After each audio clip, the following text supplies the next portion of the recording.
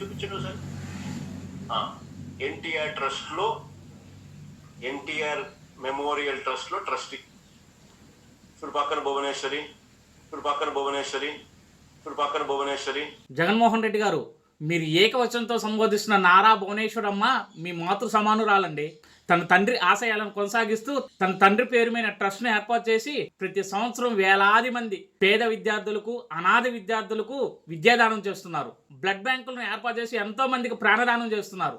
2 తెలుగు రాష్ట్రాలకు ఎప్పుడైనా విపత్తులు సంభవించినప్పుడు ఆర్థిక సహాయాన్ని అందిస్తున్నారు ఆ ట్రస్ట్ ద్వారా. మహిళలకు ఉపాధికి శిక్షణ ఇచ్చి ఎన్నో సేవా కార్యక్రమాలు చేపడుతున్నారు నారా భువనేశ్వర్ గారు. పాపిష్టి సొమ్ము వెనకేసుకుని ఒళ్ళు కొవ్వెక్కి కనీసం వయసుకు కూడా మర్యాద ఇవ్వకుండా ఏకవచనంతో సంబోధిస్తున్నారుగా. కన్న తల్లిని, అధికారంలోకి రావడానికి కారణమైన సొంత చెల్లిని నిర్దాక్షిణంగా ఇంటి నుంచి బయటకు గెంటేసినోడికి మిగతా స్త్రీల పట్ల గౌరవం ఉండిద్దిలే.